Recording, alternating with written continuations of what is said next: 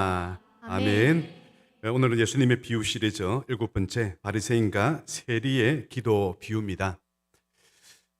어느 시골에 옛날에 이제 시골에는 참 쥐가 많았습니다. 그래서 이렇게 주일날 예배를 드리는데 막 지붕 위에서 천정 위에서 쥐가 막 뛰어다니고 여기서 찍찍 저기서 찍찍 그러니까 교회가 도무지 안 되겠다. 그래서 이 강단에다가 고양이를 키우기로 했습니다. 고양이를 키우니까 기가 막히게 쥐들이 겁을 먹고 찍찍 그러지 않는 것이죠.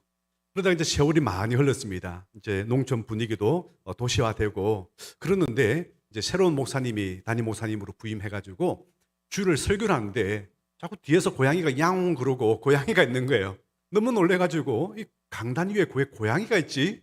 그래서 이제 그 다음 주에 오늘 이야기를 해봤습니다. 강단 위에 왜 고양이가 있습니까? 너무 이상합니다. 그랬더니 원래부터 고양이 있었어요. 원래 강단에 다른 교회는 고양이 없어요? 그렇게 물어보는 겁니다. 강단에는 당연히 고양이가 있어야죠. 아니 우리는 고양이 없는 교회를 저는 생각을 해본 적이 없습니다. 이러면서 목사님이 더 이상하대요. 고양이 강단에 있는 게 이상하다 그러니까 목사님은 더 이상합니다. 이렇게 얘기하는 겁니다. 이걸 보고 우리는 이 강단에 고양이 고착하라는 그런 우리 비유를 들 수 있는데요. 처음에는 뭔가 어떤 뜻이 있어가지고 그 일을 했는데 나중에는요, 그 원래 취지는 잊어버리고 그 형식만 끝까지 남아가지고 그걸 지킨다고 왜 지켜야 되는 그 의미와 목적을 모른 채 그걸 지키고 있는 거예요. 이걸 보고 우리는 율법주의다 이렇게 얘기를 하고 있습니다. 여러분 이 바리새인들이요, 바로 율법주의의 고착화를 지금 두고 예수님께서 책망을 하시는데, 여러분 율법은 굉장히 중요합니다. 구약 성경에서 율법을 반드시 지키라 이렇게 말씀하셨고, 그들이 율법을 지키지 않아서 결국 나라도 망하고 포로로 끌려가고 수많은 사람이 죽고 그렇게 고통을 받았죠. 그래서 이제 포로 귀환하고 돌아와서 그들이 제일 먼저 했던 게 뭐냐면은 우리가 하나님 앞에서 율법을 잘 지키자. 그래서 어떻게 하면 율법을 더 잘 지킬까? 그래서 그 당시 상황 가운데 613가지 항목을 정해가지고 우리 다른 건 몰라도 이걸 반드시 지키자. 그렇게 약속을 정하고 이렇게 했습니다. 이게 바리새인들의 출발입니다. 근데 세월이 참 많이 흘렀습니다. 그러다 보니까 강단 위에 고양이가 왜 있는지를 모르는 것이죠. 그걸 모르고 지금 반드시 지켜야 돼, 있어야 돼. 아니 다른 데는 고양이 안 키우나? 이러면서 지금 당연히 있어야 된다고 이렇게 생각하는 그런 이제 식의 모습으로 되었습니다. 여러분 세상이 세월이 흘러가면은 원래 취지와 다르게 이제 변질될 수가 있어요. 그러면 항상 우리가 어떻게 해야 되죠? 원래 모습으로 돌아가야 된다. 이걸 우리는 보면 뭐라고 하냐면은 계획주의 교회다. 이렇게 우리가 말씀을 합니다. 그러면 원래 교회가 언제냐? 뭐 칼빈 시대로 중세로 돌아가야 되느냐? 아니면 뭐 어거스틴 시대로 돌아가야 되느냐? 언제로 돌아가야 되겠죠? 그러면 제일 처음 교회가 출발할 때 그 점으로 돌아가야 되겠죠? 여러분, 우리 기독교는 언제 출발했습니까? 태초에 하나님이 천지를 창조하신 일을 이때부터 출발했습니까? 물론 틀린 말씀은 아니지만은 구체적으로 엄격히 말씀하면은 오순절에 마가의 다락방에서 성령이 임하시고 나서 그때로부터 우리는 초대교회가 출발했다 이렇게 봅니다. 그러면 초대교회로 돌아가자. 여러분 우리가 이곳저곳에서 액처 29가 나오잖아요. 보면서도 우리 새로운 분들은 저게 뭐야 이렇게 아셔야 됩니다. 우리 교회의 방향을 추구하는 것이죠. 사도행전은 29장으로 끝났지만은 우리는 여전히 사도행전 29장을 써내려가고 있는 현재 진행형으로서 주 예수 그리스도를 가르치고 하나님 나라를 전파하는 그런 우리 교회가 이 본질을 좀 추구한다는 것이죠. 그래서 사도행전 29장을 써내려가는 교회입니다. 그래서 그것을 써내려가기 위해서 우리는 구체적으로 예스 비전을 가지고 하고 있습니다. 다음 세대를 살리고 양육과 훈련으로 우리 교회를 새롭게 하고 그리고 또 전도와 선교의 어떻게 보면 센터가 될 수 있는 그런 우리 교회가 우리 교회 본질이죠. 하다가 보면 잠시 우리가 허리가 휘고 약간 모습이 변질될 수 있지만은 그럼에도 불구하고 항상 우리는 초대교회에 예수님께서 가르치신 그 모델, 그 모습 그대로 우리 닮아가려고 애쓰고 있는 것입니다. 여러분 오늘 예수님께서는 이 바리새인과 이 세리의 비유를 통해서 도대체 무슨 말씀을 하시고자 이런 비유를 하실까요?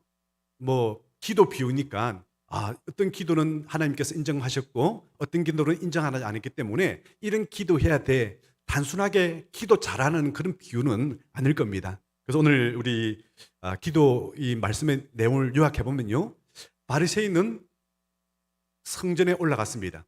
자기 주무대죠, 거기는. 그래서 올라갔습니다. 보니까 저기 자기들 급캠하는 세리가 있는 겁니다. 그래서 멀찍이 떨어졌어요. 그리고 하늘 향해서 떳떳하게 가슴을 펴고 그렇게 기도합니다. 우리는 저 세리들처럼 토색불이 간음하지 아니하고 하나님 앞에 신실하게 우리는요 일주일에 2번씩이나 금식하고 그러니까 우리가 이렇게 믿음으로 잘 살고 있습니다, 이러면서 기도를 하고 있는 거예요. 여러분, 금식이란 것도요, 우리 하나님께서 명하신 금식은요 1년에 딱 한 번이에요. 언제냐면은 7월 10일 날 대속죄일에 온 이스라엘 백성들이 금식하면서 회개할 수 있는 그런 시간들이죠. 그런데 포로 기한 후에 이 바리새파들이 만들어주면서 야, 우리가 일주일에 한 번씩은 우리가 금식해야 되지 않겠느냐, 그러니까 금식하기 시작했습니다. 그랬더니 이스라엘 유대인들 전체가 다 일주일에 한 번씩 금식하는 거예요. 오라, 우리는 더 잘 믿어야 되는데 쟤들이 우리랑 똑같이 믿네? 그래가지고 그러면 우리는 월요일 목요일 해서 일주일에 2번 금식하자. 왜? 쟤들하고는 우리가 좀 나아져야 될 거 아니야. 이렇게 하면서 일주일에 2번씩 금식하는데 자기들은요 이것 때문에 굉장히 자부심이 심한 거예요. 많은 거예요. 남들 하지 않는 그 금식을 난 일주일에 2번씩이나 하고 있으니까 얼마나 자랑스럽겠습니까? 근데 예수님께서는 오늘 이 말씀의 결말적인 부분에서 이 기도를 인정하지 않다는 겁니다. 이 기도를 받지도 않고 인정하지도 않고 오히려 세례의 기도를 받으시고 인정하셨다, 이렇게 말씀하고 있는데, 여러분 왜 그럴까요? 예수님께서 하신 예화 가운데 종말로 가르치면서 양과 염소의 비유를 또 드신 적이 있습니다. 오른편에는 양들을, 그리고 왼편에는 염소들을 그렇게 떼를 딱 나누어서 심판하는데, 양들한테는 그럽니다. 너희들이 정말 내가 배고플 때 너희들이 나에게 먹을 걸 주었고, 목마를 때 마시게 했고, 내가 갇혔을 때 나를 돌봤고 참 잘하였다. 그러니까 양들이 주여 우리가 언제 그랬습니까? 아니야, 너희들이 믿음으로 연약한 작은 자에게 한 것이 바로 나한테 한 거야. 그러면서 내가 하나님 나라의 유업을 너희들에게 주겠다, 이렇게 영생을 허락하신 거예요. 그런데 반면에 왼편에 있는 염소들은요 오히려 컨설했습니다. 그 정도 우리도 했다. 그거 우리 더하면 더했지 덜 하지 않았다. 주여, 우리는 주님 앞에 얼마나 열심히 했습니까? 주님 굶주릴 때 우리는 먹을 걸 대접했고, 목마를 때 마실 걸 대접했고, 갇혔을 때에 병들 때 우리는 돌봐주지 않습니까? 주님께서 언제 그랬는데? 아니 우리 했다니까요. 글쎄 나는 도무지 알지 못하노라. 지극히 적은 자에게 하지 않았는데 도대체 누구한테 했다는 거야? 난 너희들을 도무지 알지 못해. 이렇게 말씀하는 거예요. 무슨 말씀입니까? 행식은 있었는데, 행위는 있었는데 본질적인 내용이 없었다는 거예요. 여러분, 우리가 구원에 관한 질문을 하면요 꼭 이런 분들이 있어요.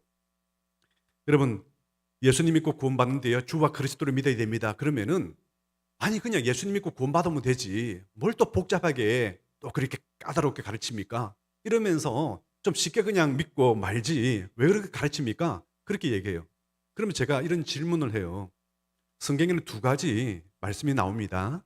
로마서 9장에는 누구든지 주의 이름을 부르는 자는 본을 얻습니다 라고 말씀하고, 마태복음 7장에서는 오히려 예수님은 그와 반대적인 말씀을 하고 있어요.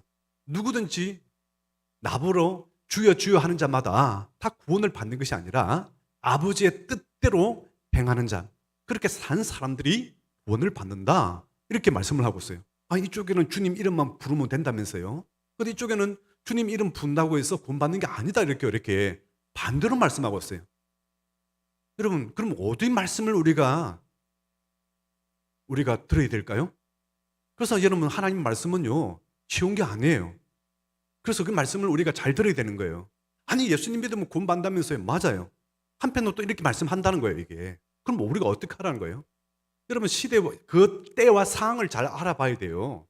어떤 상황에서 이 말씀이 주어진지를요. 여러분, 로마서 9장은요 순교하는 시대예요. 지금 예수님을 너 믿어? 안 믿어? 목에 칼을 대고 믿는다면 쳐 죽이는 그런 시대에 살았습니다. 이때 그 사람들 앞에서 공포하기를 나는 주 예수 그리스도를 믿습니다. 아멘. 주여. 죽는 거예요. 더 이상 신앙을 믿음으로 증명할 그런 시간적인 시간도 없고요. 증명할 이유도 없습니다. 죽음 앞에서 더 이상 무엇을 또 증명을 하겠습니까? 그 시대 때 주신 말씀이에요. 반면에 마태복음 7장에서는 예수님한테 가르칠 때 지금 그 시대는 또 순교하는 시대는 아니에요. 그러니까 적어도 초코파이 믿음이 아니라는 거예요. 진짜 믿음으로서 믿는다면은 그 믿음을 증명할 수 있는 시대. 그래서 나무를 보고 그 열매를 알라라고 하신 말씀이 곧이어서 나오는 것이죠. 여러분, 우리 주님은요, 그 형식, 믿음이란 그 형식과 그리고 진짜 우리 마음에서 믿음에는 일어나는 그 내용들을 우리는 두 가지 다들 우리 주님께서는 보고 계시는데, 바로 이 바리새인들의 문제는 뭐냐면은 형식은 있지만은 내용이 없었다는 거예요. 그러니까 이 땅에 예수님이 오심에도 불구하고 하나님 말씀대로 예수님을 믿는 게 아니라 자기들의 율법대로, 자기들의 기준대로 고양이는 강단에 키워야 돼, 이 기준대로 믿다 보니까 예수님이 자기들의 마음에 메시아로서 마음에 들지 않는 거예요. 초림 예수님이 마음에 들지 않는 거예요.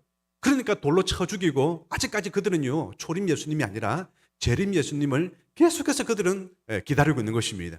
잘못 믿은 것이죠. 여러분, 그리고 또 우리가 한번 생각해 봐야 될 것이요, 항상 하나님 입장에서 한번 생각해 보십시오. 하나님께서 저와 여러분을 구원시켰습니다. 아멘, 나 예수님 믿고 구원받아서 어쩌라는 거예요? 여러분, 하나님 입장에서 한번 보십시오. 하나님 입장에서 저와 여러분들을 왜 구원시켰을까요? 여러분들이 남들보다 더 착하기 때문에, 남들보다 더 어렵기 때문에 그래서 구원시켰을까요? 우리가 한번 따져보자는 거예요. 이게 우리는 자기의가 너무 많아요. 그래서 우리 주님께서 한번 따져보자는 거예요. 너희들이 그렇게 착해? 너희들이 그렇게 정직해? 너희들이 그렇게 어려워? 정말 너희들이 그렇기 때문에 다른 사람 택하지 않고 하나님께서 너희들을 택해서 구원시킨 줄 알아? 이 말씀을 지금 우리에게 주시고 있는 겁니다. 하나님 입장에서요, 여러분들을 구원시키고 저를 구원시킨 것은요, 나의 찬송을 부르게 하게 합니다. 다른 말로 하면은 나와 좀 관계 맺고 살자, 이 말씀입니다. 여러분, 에덴 동산에 여러분 애완동물 키우듯이 하나님께서 그 동물들만 키우면 되지 않을까요? 아이고, 에덴 동산에 사자도 키우고 코끼리도 키우고 기린도 키우고, 아이고 동물들 참 예쁘네. 굳이 왜 사람까지 만들었어요? 왜 아담과 하와를 만들었을까요? 왜요? 왜 그들은 또 영을 주셔가지고 하나님과 교제하도록 만들었을까요? 예, 답이 나왔네요. 교제하기 위해서. 이런 부모 자식이 있지만은 부모 자식 간에 대화를 하지 않는 부모 자식 간에 참 많대요. 너무 바빠서 그럴 수도 있지만은 이미 서로 등을 쥐고 살아가는 사람들도 꽤 많이 있다는 것입니다. 다시는 부모님 얼굴 안 보겠다. 그래, 나도 너희들 얼굴 안 본다. 다시 집 오지 마. 이러면서 등을 쥐고 사는 가족들이 꽤 많이 있다는 그런 얘기를 들었습니다. 여러분, 한 가족이라는 게 뭐예요? 서로 간에 슬픔도 나누고 기쁨도 나누고 뭐든지 다 얘기하고 모든 걸 다 서로 의논하고 나누고, 이게 가족 아니에요? 여러분, 예수님은요 삼일체 하나님이세요. 예수님께서 천지를 창조할 때에, 그리고 또 사람을 창조하실 때에 서로 앉으셔가지고 하나님 아버지와 아들 예수님과 성령님이 의논했어요. 서로. 그래서 우리가 우리의 모양과 형상에 따라서 사람을 만들자, 그러자, 이렇게 하면서 만드신 거예요. 예수님께서 하나님이신데 굳이 기도를 하실 이유가 있었어요? 무슨 능력이 없었어요? 예수님은 기도 안 하면 능력이 없어요? 다 하실 수 있어요. 그런데 왜 예수님은 새벽 5일은 미명에 일어나서 한적한 곳에 가서 기도하시고 겟세마네 동산에서도 그렇게 기도하시고, 왜 기도했어요? 기력이 딸려서 아버지 하나님의 능력이 필요하기 때문에, 아유, 나의 제2의 하나님의 능력은 안 되겠다, 제1의 하나님의 권능이 필요하다, 그래서 기도하신 거예요? 왜 기도하셨다고 생각해요? 그렇다면 오늘 이 답을 안다면요, 기도를 왜 해야 되는지를 알 수 있는 거예요. 왜 예수님은 기도하셨어요? 에덴 동산에서 아담 하와를 왜 만드셨나요? 똑같은 답이에요. 의논하려고. 아들 예수님과 아버지 하나님과 의논하려고. 지금까지 항상 의논해 왔어요. 항상 이것저것 다 마음을 합쳐가지고 의논해가지고 그렇게 사역을 해왔고 그렇게 왔어요. 인간으로 오셨지만은 여전히 아버지 하나님과 의논하는 거예요. 여러분 기도가 뭐예요? 아버지께 의논하는 거예요. 의논하고 일하는 거예요. 그러면서 우리 필요한 것을 또 하나님께 구하는 것이 여러분 기도인 줄 믿습니다. 이걸 모르면요 우리가 기도를 백날 해도 기도가 하나님께서 원하는 기도가 되지 않을 수 있어요. 정말 우리 기도는요 이 바리새인의 기도를 듣지 않는 이유가 뭐예요? 의논하는 기도가 아닌 거예요. 이거는요 자기 마음을 드리는 기도가 아닌 거예요. 장기 자랑하는 것이지 이거는.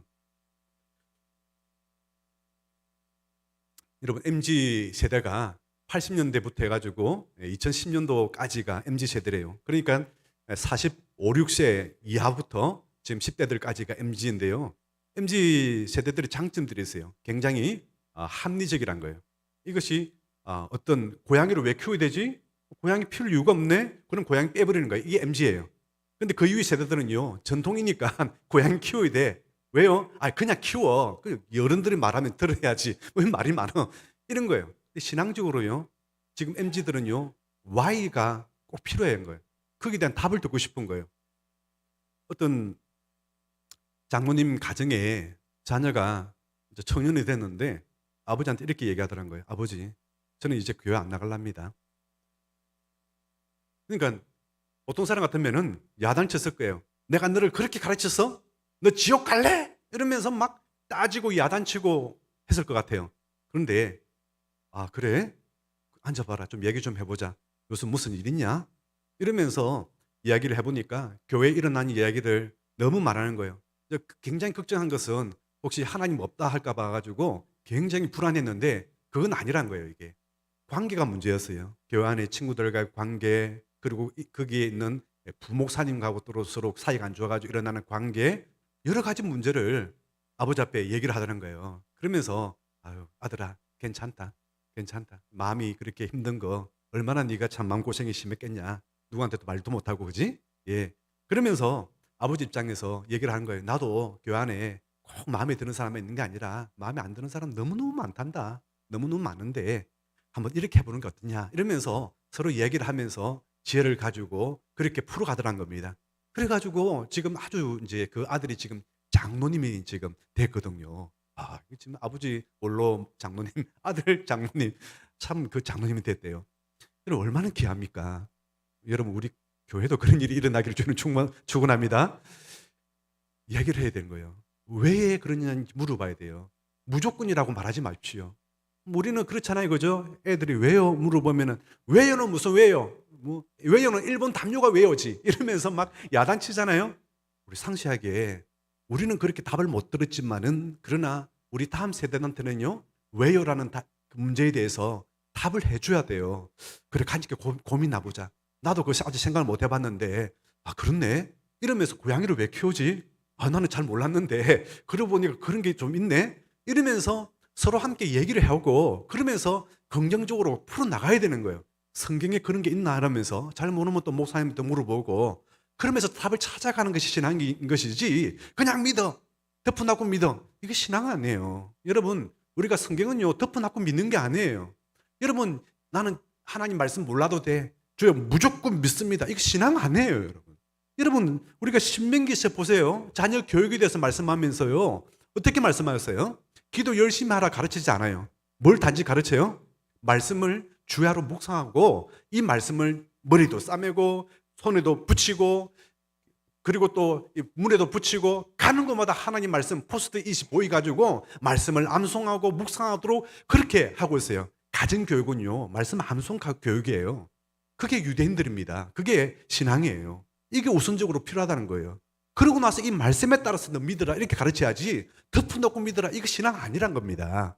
고양이 키우는 게 덮어놓고 믿어 이거 신앙 아니란 거예요. 이게 국민 여러분 지금 이해가 되시는 겁니까?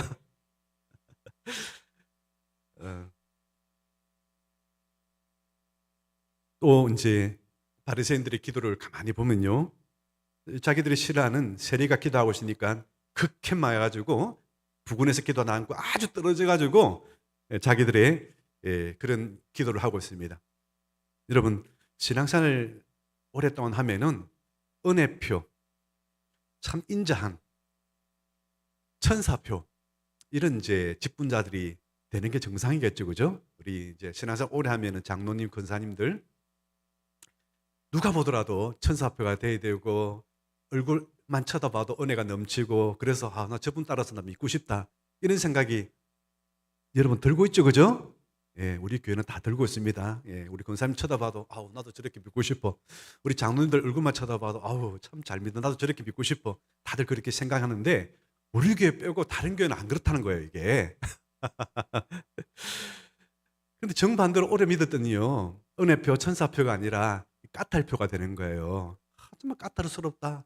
가면 갈수록 까다로운 사람이 되고, 가면 갈수록 살면 살수록 이 은혜와 여유가 없고 까탈스러운 사람들이 되더는 거예요.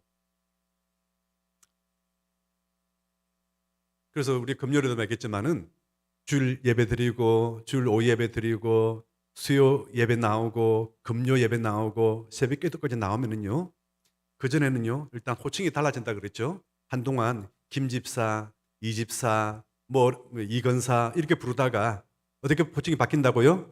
저것이, 저것은 기도도 하지 않고 저것은 호칭이 달라지는 거예요. 이제 이름이 김집사가 아니고 저것은으로 바뀌는 거예요, 이게. 하나님 아버지의 눈으로 봐야 되죠. 그들은 분명히 기도하지 않는 것은 잘못된 거예요. 그러면은 긍휼한 마음으로 봐야 되는 거예요.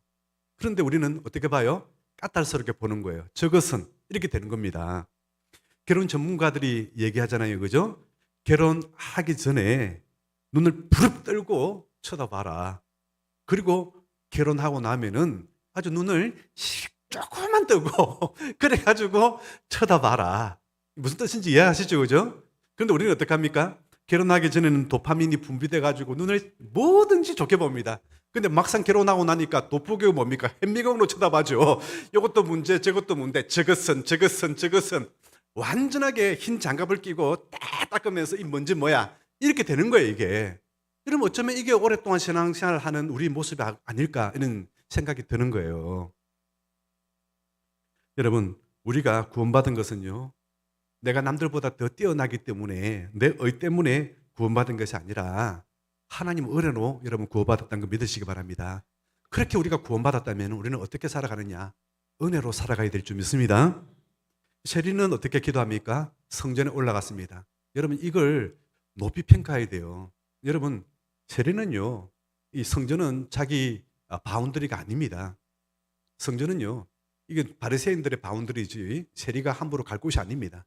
셰리는 걸어가도 매국노라고 쌍욕이 막 서라운드로 들리는 그런 사람들입니다. 거기다가 신성이 여기는 그 성전에 올라가면요, 그 길목에서부터 돌팔매질이 일어나기 시작합니다. 네가 뭔데 이 매국노야, 이 성전에 올라가냐 이러면서 막 뒤에서 돌을 던지고 욕을 하고 10원짜리 100원짜리 욕을 다 하는 게 바로 거기에 일어나는 길목이에요. 그런데 그런 모든 창피와 부끄러움을 다 뚫고 지금 성전에 가서 서서 기도하고 있다는 거예요. 여러분 기도할 때 한번 서서 한번 기도해 보시기 바랍니다. 성경에 일어나는 기도는요, 서서 기도하는 거예요. 서서 하늘을 향해서 손을 들고 기도하는 게 성경에서 가르치는 기도의 가장 일상적인 모습들입니다. 기도를 하는데 다만 하늘을 우르르 쳐다보지도 못하고 너무 창피하고 부끄럽고 죄송스럽고 그래서 가슴을 치면서 주여, 저는 죄인입니다. 나를 불쌍히 여겨주소서, 요것만 했다는 거예요. 근데 우리 하나님께서 이 기도를 받으시고 들어주셨다. 그렇게 오늘 말씀을 하고 있습니다. 여러분 오늘 이 말씀을 통해서 저는 굉장히 어떤 게 생각나냐 하면은요, 정말 이 세리는 뻔뻔한 사람이에요. 살아가는 모습 자체가 뻔뻔 아닙니까, 그죠? 주변에서 욕을 그렇게 많이 얻어먹어도 먹고 살기 위해서 로마에 붙어가지고 세금을 막 후려치는 그런 뻔뻔한 사람들입니다. 욕을 먹어도 얼굴 하나 인상 하나 바뀌지 않고 뻔뻔한 사람입니다. 이런 잘못된 뻔뻔이 아니라 하나님 앞에서 그럼에도 불구하고 욕을 먹음에도 불구하고 올라가면 쌍욕이 나는데도 불구하고 그 모든 것을 뚫고 뻔뻔하게 기도의 자리에 나왔다는 겁니다. 여러분 도란 탕자 비유를 보십시오. 그 도란 둘째 아들이 집을 나가지고 모든 재산 다 탕장하고 나서 어떻게 생각합니까? 고향으로 아버지께로 돌아와라. 얼마나 뻔뻔스럽습니까? 부끄러워서 어떻게 돌아와요? 여러분, 벗이 친구가 방문했을 때에 대접할 게 없자 여주에 가서 떡 빌려달라고 뻔뻔스럽게 밤 12시에 문을 두드리고 있습니다. 얼마나 뻔뻔스럽습니까? 여러분, 불의한 재판관 앞에 가부가 매일 가서 자기 원한을 풀어달라고 얘기합니다. 처음에는 너 돈 있어? 없지? 가, 꺼져. 이러면 소리 들었겠죠, 그죠? 매일 가서 찾아간다는 건요, 굉장히 그는 뻔뻔스러워 찾아가지. 마음 약한 사람 찾아가지도 못해요, 여기. 그런데 찾아갑니다. 이 공통점이 뭐예요? 뻔뻔하다는 거예요. 긍정적인 뻔뻔이죠. 하나님 앞에서는요, 이런 모습이 굉장히 중요합니다. 여러분, 저는 자존감 높은 사람을 보고 굉장히 멋있다 이렇게 생각을 합니다. 왜냐하면 주변 시선을 보는 게 아니라 자존감이라는 것은 자기 존재를 보는 거잖아요, 그죠?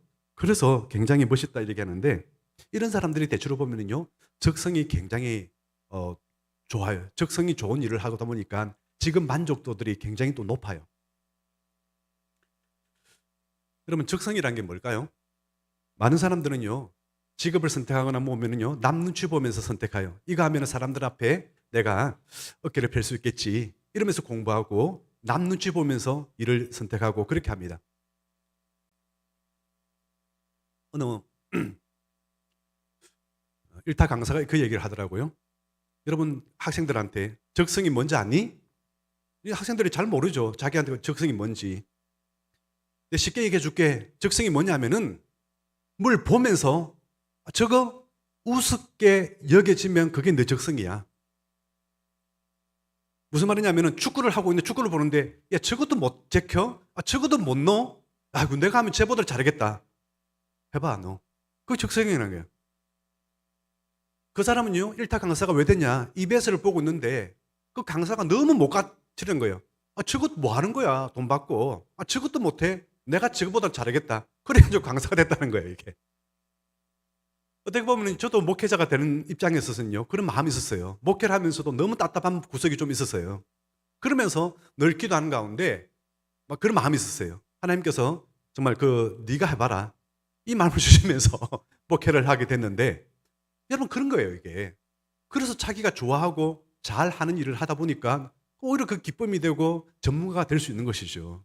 그래서 그 사람들이 굉장히 자존감이 높아요. 남의 눈치가 아니잖아요. 그건 나 자신과의 약속이고 나 자신의 문제인 것이죠. 여러분, 하나님 앞에서도 마찬가지예요. 남의 눈치 보고 교회 나오는 게 아니에요. 내가 하나님 앞에서 서기 위해서, 내가 하나님 앞에 온전히 세워지기 위해서 예배드리는 줄 믿습니다. 여러분, 다윗의 시편 51편에서 이렇게 고백하고 있습니다. 하나님께서 원하시는 제사는 상한 심령이라 이렇게 말씀하고 있어요. 화려하게 항소를 드림이 하나님께서 기쁨이 아니에요. 상한 심정. 부부싸움 했습니까? 부부싸움 씩씩거리는 그 마음으로 주님 앞에 부끄럽게 오십시오. 가슴을 치면서 오십시오. 주여, 오늘따라 제가 원래 내 모습을 깨달았습니다. 포장해가지고 남 앞에서는 내가 직분자로서, 남 앞에서는 내가 잘 믿는 사람처럼 포장하고 살아왔는데, 오늘 부부싸움 해보니까 내라는 존재가 이것밖에 안 된다는 존재를 드디어 오늘 부끄럽지만 깨달았습니다. 그 부끄러운 모습을 가지고 상한 심령을 가지고 주님 앞에 나오는 거예요. 근데 우리 하나님께서 받으시는 예배는요, 그 예배를 받으신다는 거예요. 남들 앞에서 떵떵거리면서 나 이렇게 이런 사람이야 어깨 힘주고 오면서 예배 드리는 게 아니라 이런 모습으로 진솔하게 솔직하게 주님 앞에 나와서 가슴을 치면서 나 이것밖에 안 되는 사람입니다. 너무나도 부끄러운 사람입니다. 남이 아무면 정말 부끄러운 사람입니다. 그러면서 그거예요. 그럼 저도 기도할 때마다 기도가 때로는 기도가 너무 안 될 때가 있어요. 기도할 때마다 기도가 안 되면은요, 내가 뭐예요? 저는 불쌍한 죄인입니다. 저를 불쌍해 주세요. 하나님 은혜 아니면은 저는 아무것도 할 수가 없어요. 주여, 은혜 조금은 좀 베풀어 주세요. 은혜 주세요. 그러면서 저 기도하고 있어요. 여러분, 우리 하나님은 상한 갈대를 꺾지 않으시는 하나님이십니다. 꺼져가는 심지를 꺼뜨리지 않는 하나님이신 믿습니다. 하나님께서는 상한 심령을 원하십니다. 우리나라 대표적인 문구 회사가 모나미입니다. 모나미, 프랑스어로 나의 기쁨 뭐 그런 뜻이더라고 하더라고요. 이 회장님이 6.25 때 서울대학을 졸업하고 무역회사 들어갔다가 망하고 또 회사 들어가고 또 망하고 이러면서 세 명이 문구류를 만드는 회사, 세 명밖에 없는데 부사장으로 들어갔어요. 사장, 부사장, 상무 이래가지고 들어갔는데 도무지 살 길이 없는 거예요. 그래서 어느 날 갑자기 대한민국 최초로 일본에서 어떤 그 바이어와 얘기하다 보니까 볼펜이란 걸 처음 봤대요. 그 당시에는 전부 다 이 만년필 혹은 펜을 가지고 잉크 붙여가지고 늘 그런 것만 썼는데 계속 끊임없이 나오는 이런 볼펜을 처음 봤대요. 그래서 일본한테 가가지고 그거 좀 우리가 좀 만들 수 있게 해달라고 그렇게 막 하다가 뭐 그래서 조금만 이렇게 하고 그래가지고 드디어 1년 만에 노력해가지고 볼펜이란 것을 이제 우리 자력으로 만들 수 있게 되었다는 거예요. 그래가지고 볼펜이 불티나게 막 팔리기 시작하는 것이죠. 그러다 보니까 주식회사로 상장도 하게 되고 그러니까 바로 터진 게 뭐냐면은 바로 세무조사가 터진 것이죠. 그 당시는 관례적으로 이렇게 하고 또 어떤 회사에다 뇌물도 드리고 또 높은 사람들한테 이렇게 관료들한테 또 이렇게 뇌물도 바치고 이러면서 다 그렇게 관료적으로 간섭적으로 해왔는데 어느 날 갑자기 뭐가 잘못된지 모르겠지만은 세무조사가 일어나고 그러다가 또 그 당시에 또 불이 났다는 거예요. 이러면서 완전히 기업이 쑥대밭되고 그 세무조사 그 문제 때문에 사장은 감옥에 들어가게 되고 완전히 공장은 망하게 된 거예요. 거기다가 그게 이제 사채업자들은요 와서 자기 투자한 사람들은 돈 내놔라고 그 부사장이니까 막 맥살을 쥐고 그런 겁니다. 그래서 도망치듯이 한 것이 기도원이에요. 기도원 가가지고 숨으려고 갔는데 숨어서 성경 보고 기도하는데 떠오르는 것은요 오늘 이 말씀처럼 가슴 치면서 자기 죄가 깨달아지더라는 것입니다. 세 가지 죄가 제일 먼저 깨달아지더라는 것입니다. 가슴을 치면서 주여 바쁘다는 핑계로 주를 성수하지 않는 거 용서해 주세요. 기도했어요. 그러고 보니까 그러고 보니 11조도 안 했네. 이 경제 이 회사 사정 어렵다는 핑계로 11조 온전히 드리지 못한 거 용서해 주세요. 가슴을 쳤어요. 그러고 보니까 전에는 새벽 기도도 했는데 어느 또 회사가 성장되고 나서 또 바쁘다는 핑계로 밤늦게 일한다는 핑계로 새벽 기도를 하지 않았던 것에 대해서 회개가 되는 거예요. 새벽 기도하지 않는 거 용서해 주세요. 그러고 나서 기도하고 또 말씀 보고 기도하고 말씀 보는데 읽다 보니까 요한복음 21장 읽게 되었어요. 요한복음 예수님께서 부활하시고 나서 갈릴리 바다에 제자들이 예수님과 만나는 장면이 나오죠. 깊은 곳에 가서 그물을 내리라. 제자들이 깊은 곳에 가서 그물을 내렸는데 가득 잡혔습니다. 세어보니까 153마리였더라. 이 말씀을 따라서 모나미 153이라고 그때부터 본격적으로 이 볼펜이 나오기 시작됩니다. 얼마나 잘 팔린지 몰라요. 그래서 얼마나 많이 팔리냐 물어보니까요. 이 지구를 12바퀴나 돌릴 수 있는 생산량 60억 개가 팔렸다 이렇게 하고 몇 년 전에 천국에 가시고요. 그리고 수많은 교회와 선교사를 후원하고 돕는 그런 이제 회사가 됐던 것이죠. 모나미. 사랑하는 여러분, 하나님 앞에서는요. 있는 그대로 내 자신을 드리는 겁니다.